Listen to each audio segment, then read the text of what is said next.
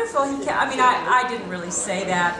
I said, well, we can see, which is my way of saying no. But he went and he worked his story out, and he came to our workshop, and he did it beautifully. He's a natural storyteller. And so I'd like you all to please welcome Bill Lord.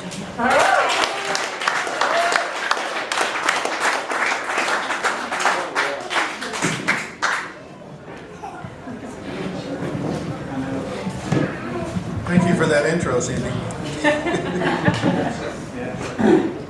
Thanks everyone for putting this on. My name is Bill Lord. I live in Parthenon, Arkansas. I've been in Newton County, had the fortunate experience to be here for over 40 years. And it's been a great and wonderful time. I know many of you in the audience have been here the same or longer, so it's good to see you. How many of you know what a Dutch oven is? How many of you have ever been to a Dutch oven cook-off? Okay. How many of you have ever not told something to your mother? There's a lot of liars out there, it looks like. So, well, this event happened just a couple of blocks from here in the 2008 Buffalo River Elk Festival Dutch oven cook-off. I had the fortunate experience to be a judge. And we were sitting at the table, tables at the end of the cooking grounds. There were 12 contestants arranged throughout the cooking grounds. Each contestant had each group of contestants had 2 or 3, maybe 4 people with them, and they were all dressed in period costume. It would look sort of like what you might imagine people going out west would look like in the afternoon after being on a trail all day. And there was, campfires and cooking going on, all sorts of really good smells wafting across the grounds. And we were watching all this from our position, the judges' table. And to my left was the esteemed Mary Ann, who is a retired professional cook. She's cooked for probably hundreds of people, if not thousands of people, over the years in her professional capacity and as a family and a friends. And to my right was Phyllis, who was really a professional cook. She worked for the Arkansas Game and Fish Commission, and she had a cooking show on AETN. So she was really top notch as well. And you may wonder, how did I get to be judge? Well, I had to pay somebody to be judge, Really, I got asked at the last minute. There was a cancellation, and I do some cooking sometimes over the campfire at Horse Camp. So I got asked to sit in, and I thought this was a great honor, going to get to taste all this delicious food. Well, there were 12 contestants. Each contestant had to do 3 dishes, a bread, an entree, and a dessert. So they, when the bell rings and they are all bringing the breads and everything to us, they set 5 breads in front of us, and there's cornbread, and there's rolls and biscuits, and there's all manner of good breads, and we taste each one, and we judge it on a little form and turn in the form, and it gets tabulated, and who has the most points wins. A pretty simple process. And so we judge, 12 different breads. We taste them, and in between them there would be maybe we would suck on a lemon or drink a little water to keep our palates clean, to try to do justice to each individual each individual dish. So we wind up, so then comes 12 entrees, and there's all manner of wonderful food. There's pork tenderloin with pineapples on top, and carrots and vegetables all around the side, and there's chicken dishes and pork chops and all manner of just really awesome tasting food. And so we're starting to slug our way through now, getting up to 24 dishes. And by the time we get to 24 dishes, I'm just kind of sitting back in the chair going, oh my God, this is a lot like work, And I never would have imagined that you would use food tasting and work in the same sentence, but we did. And we were pained, And I can tell this among country folk because I felt a lot like a dog tick. It just kind of swells up. So it was getting harder. And the desserts, we had 12 desserts yet to judge. And so they brought the desserts up, and they're cutting them into little pieces, and we're tasting them. And after about 5 desserts, everything tastes like sugar. There was sugar in the pie, there was sugar in the cobblers, there was sugar in the cookies, everything. And that's all we could really taste was sugar. And so we get down to there's we've tasted 35 dishes. And you know, we just about had it. And here comes dish number 36. And I was sworn it came down on a light from heaven. Sitting in front of us was on a pedestal, was the most beautiful pie. It was about 12 inches around and about 2.5 inches thick. It had nothing around the outside of it. It was completely self-contained. And roasted pecans on top of it, my favorite. I love pecan pie. Phyllis, who knows about these sort of things, says she didn't cook that in a Dutch oven. Says you can't do that kind of pie in a Dutch oven. And of course, you know, I'm going, well, you know, what do I know? I don't know if you can or not. So she's real insistent that this can't be. We're going to have to check into something, maybe investigate the situation a little bit. So, but the person, they cut the pie, and when they cut the pie and pulled out a small piece of it, there was parchment on the bottom of the pie. And those of you that know about Dutch oven cooking, the lady took parchment, surrounded it inside the Dutch oven, built the pie inside of it, put the lid on it, and cooked the whole thing all together. When she pulled the pie out, she pulled it out by the parchment and cut all the sides off all around the outside. And we're looking at this pie. I know it's probably one of the most beautiful pies I've ever seen. And so we get to cut it, and then we get to taste it. And it was ambrosia. It was so awesome. It was like it was manna from heaven. We knew that this pie was a special pie, you know, and so we judged it and gave it our points, and you know, of course, it made its first point.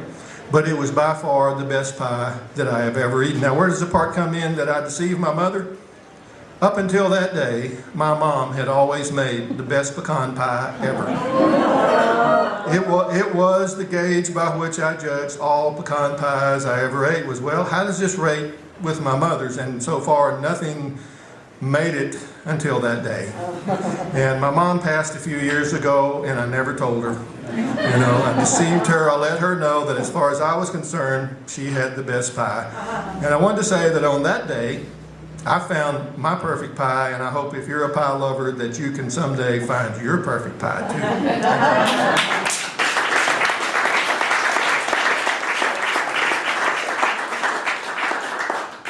Okay, I have one more story, and this is about wilderness and what happens in wilderness. And it says, wilderness to the people of America is a spiritual necessity, an antidote to the high pressure of modern life, a means of regaining serenity and equilibrium. And that's written by Sigurd F. Olson. And most of you that live here, you know, we're aware of those kinds of things. We go out into the woods to get our, recharge our batteries. We get the stresses, or we go on the river, or we go hiking, or whatever it is we might do. And on this particular time, it came at the end of a difficult week and an already kind of difficult month. So I saddled up my then 6-year-old Missouri Foxtrotter, whose name is Tracker, and we headed out what was then to the Low Gap store. It's it's a restaurant now is there, but it was a store at the time. And we go down through, I live on Mount Sherman at that time, and we go down through the National Park Service, and it's about 6 miles away. We wind around and make our way to the store. And it was a beautiful fall day. It was early fall. It wasn't, you know, the sky was that crystal clear blue, almost kind of like it is today. Sun was shining, the air was cool, and you could just sort of, you know, you could breathe in that good air. And it just was slowly, those pressures and stresses of all that was slowly drifting away and going away. And we're riding along, and we come to this field. It was on a bench. And it was wide as the bench was, but it was more long than it was wide. And you know, when the Park Service purchased all these land, a lot of the fields they didn't do anything with. They allowed them to return back to nature, to the forest.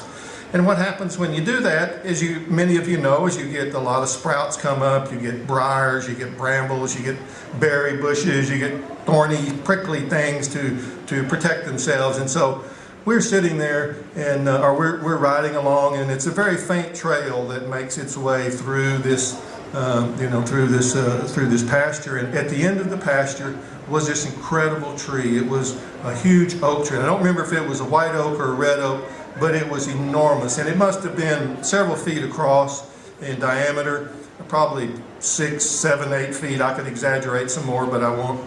The limbs went 15 to 20 feet out away from this tree. And being on a day of renewal for myself, I thought, on my way back from the store, I'm going to stop by this tree. I'm going to spend some time here with this tree. It was just an amazing creature. So we ride on to Low Gap. I tie up and go inside and have, the modern day version of an RC and a moon pie, which is a Dr. Pepper and a Snickers bar. Get my sugar rush going, and I go back out and I mount up, and we're headed back down the trail. And I realized something that day, and that is that the trail going in the opposite direction looks entirely different than it does on the way in. And I'm thinking, I'm never going to find this tree, or that this tree is, I'll just have to, maybe I'll see it another day or something like that. And those of you who ride horses know you can ride along and you can kind of look around as you're riding. You don't have to, it's the horse's job to watch their feet, and you have a chance to look around. And I was kind of doing that, and all of a sudden Tracker stops. And he points his ears forward, and he's peeked on something. Something has gotten his interest. So I'm looking, and here comes a doe. And she's moving from uphill, slowly down across the pasture, going down. And she's in high grass, and she's like prancing in slow motion. She picks her foot up.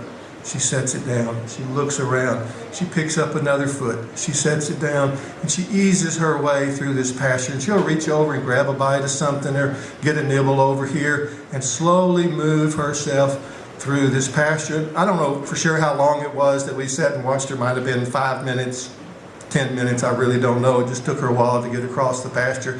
And we sat there perfectly still, which is unusual for my horse. And then after the doe goes out, I look up, and I'm sitting under the tree that I was looking for. And I thought, well, it took a doe and a horse to show it to me, so I was appreciative of that fact. We sat there for a little longer, and as we were preparing to leave, I squeezed my horse a little bit, to moving forward. And what he does is the strangest thing he's never done before or since, is that he walked like the doe. He mimicked her steps. He picked his foot up, set it down gently, picked his other foot up, set it down gently, and did this for about 10, 15 yards, something like that. And he's never done that since. But when he got through, after that 10 or 15 yards, then he just moved like a horse would ordinarily move, and we went on about our way. And then we got about a mile from the house, and we're coming down a trail. And it's a narrow trail, and we're coming downhill, and there's a 90-degree bend in the trail about halfway down the hill, and coming up is a pig. And it's not a big pig, but it's a wild pig. And in my experience, wild pigs usually run off, and they give you that they don't want to be around you, except something was wrong with this pig, because he wouldn't yield. He just stood there in the trail, and he wouldn't get out of the way. And I thought, I've got a 1,200-pound horse. We're probably 8, 9 feet high at least, something like that together. And we'll get this pig to move. So I stood up in my stirrup, stretching up as high as I could, and I took my hat off. I made all kinds of sounds trying to get this pig to move. Pig was not impressed. And I know, pigs have sharp tusks. And so the pig kind of hunkers down, and he reaches out, and he starts scratching like this, like a bull getting ready to charge. And I thought, this is not a good situation. This pig could tear my horse's legs all to pieces. So I thought it better on that day to defer to the pig, and we just went around the side, gave the pig the trail, and he was still a mad pig, I guess, but it all worked out good. And I got home, an hour later, and the experiences of that day, I had just been completely refreshed, completely redone. All those things that had happened at work that week and over the last month or so were just dissipated, and I had kind of forgotten about. So in this, I believe this is the 100-year anniversary of the national park. So it's important for us to have this sense of wildness and to be able to go out, if nothing else, just sit in the forest or walk or hike or do something. And I want to close with this one quote that seems pretty appropriate for us. It says, "The whole concept of wild is decidedly European, not one shared by the original inhabitants of this continent. What we call wilderness was to the Indian a homeland, and abiding loveliness, as some called it. The land was not something to be feared or conquered, and wildlife were neither wild nor alien. They were our relatives. That's from Doug Peacock, The Grizzly Years in Search of the American Wilderness. Thank you for your time.